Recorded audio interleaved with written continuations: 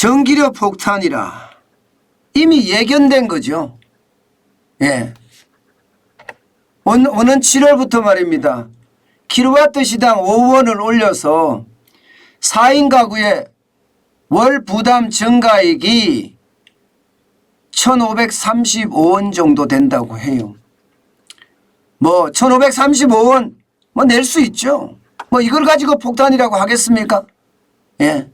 폭탄은요 앞으로 전기요금이 계속 올라갈 겁니다. 이게 폭탄이에요. 그런데 진짜 공포는요 전기요금이 계속 올라가는 게 아닙니다. 진짜 공포는 어디에 있나? 여러분, 전기요금이 올라가면요 다른 요금들 안 올라갈까요? 아마 공공요금이 줄줄이 올라갈 겁니다. 당장 가스요금 올라가잖아요. 그죠? 당장. 예. 당장 가스요금만 하더라도 말입니다. 적게 올라가는 게 아닙니다. 예. 2,220원 가량 지금 올라갈 것으로 예상합니다. 이것도 7월 1일부터 적용이 돼요. 어디 그뿐입니까? 버스 요금은 안 올라갈까요? 택시 요금은 안 올라갈까요? 지하철 요금은 안 올라갈까요? 그야말로 공공요금이라는 공공요금은 다 올라갈 겁니다. 공공요금이 다 올라가면요 민간은 어떻게 할까요? 그냥 간단하게 말해서 영화를 보는 영화관의 비용 어떻게 될까요? 당연히 올립니다. 민간의 물가는 어떻게 할까요? 정부도 올렸는데 우리만 규제할 수 있어?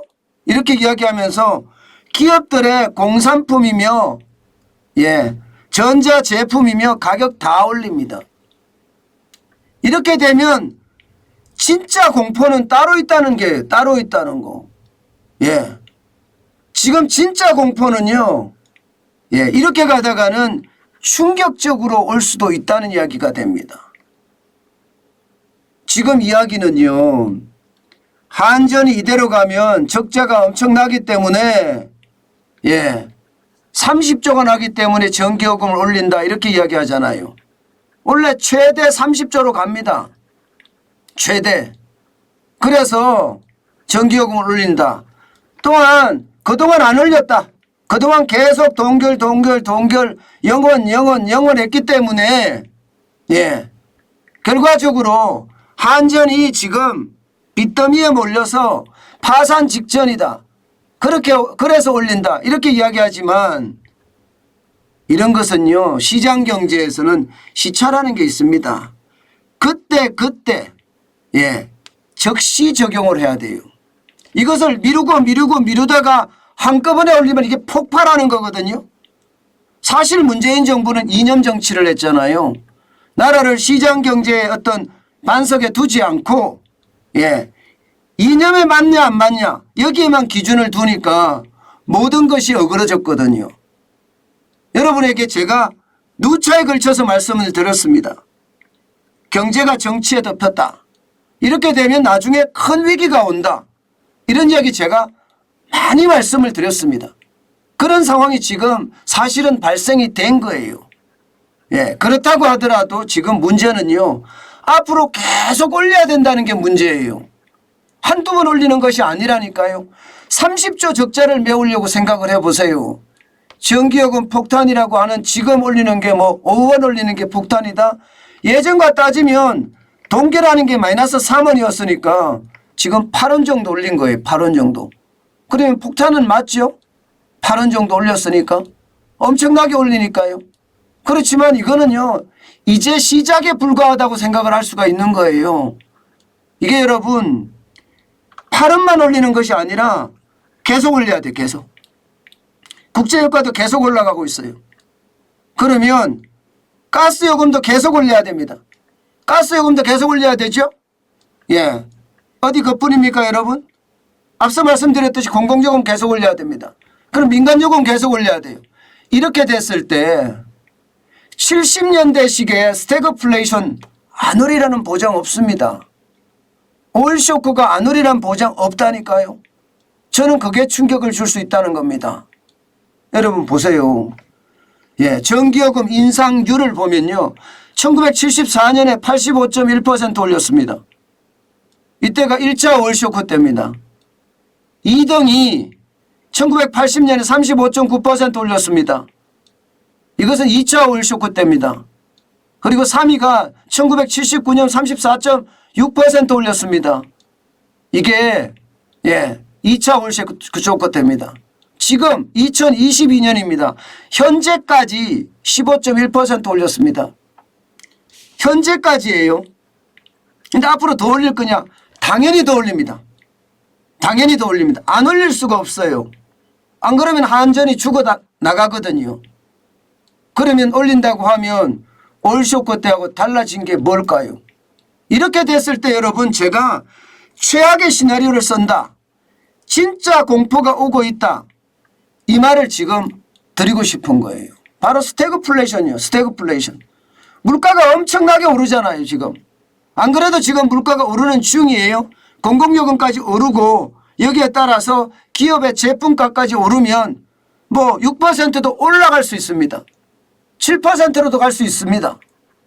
예, 이것은요 여러분 우리 국민들에게는 최악의 시나리오가 됩니다. 진짜 안타까운 상황이 벌어집니다. 마치 말입니다. 오일쇼크 때처럼 스태그플레이션이 진짜 터진다니까요.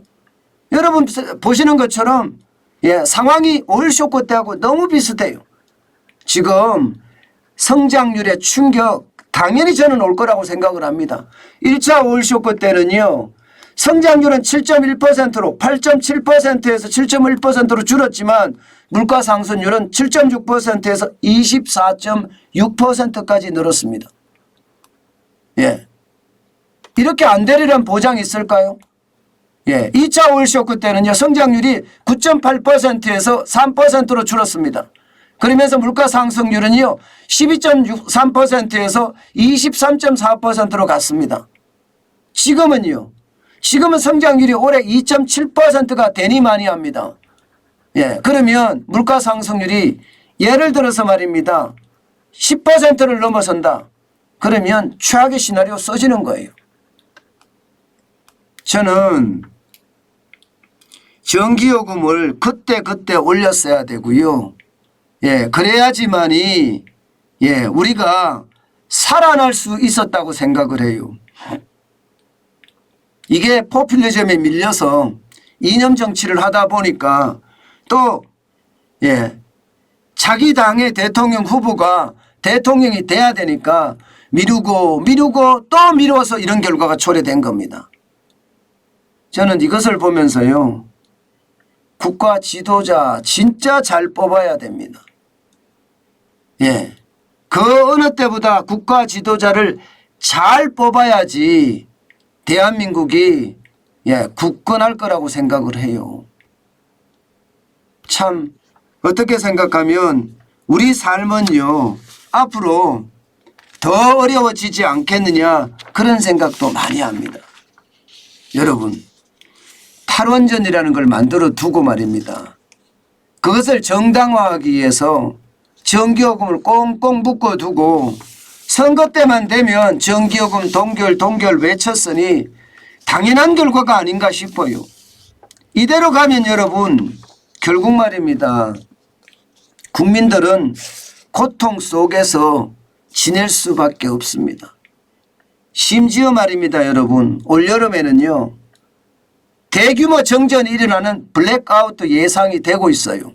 전력 예비율이 6월인데도 불구하고 10%까지 떨어졌습니다. 10%까지. 전력 예비율이 말입니다. 이게 3 내지 4%, 5% 이하가 되면요. 블랙아웃입니다. 올해 충분히 그런 일도 벌어질 수 있으리라고 생각을 해요. 원자력 발전이 최소한으로 지금 돌아가기 때문에 말입니다. 그러니 우리 경제에 지금 덮치는 그 충격은요. 전기료 폭탄이 공포가 아니라 실제 오는 공포, 스태그플레이션에 대한 공포, 게다가 사회적 혼란에 대한 공포, 이것이 훨씬 더 크지 않나 저는 그렇게 생각을 합니다. 참 답답한 현실에 어디에 말입니다. 호소할 데도 없고 예, 마음만 무거워지는 것은 왜일까요? 여러분 진짜 대한민국이 대한민국다워야 되는데 점점 대한민국이 아니라 대소민국으로 가는 것 같아서 안타까워요. 아주 작은 나라로 가는 것 같아서 말입니다.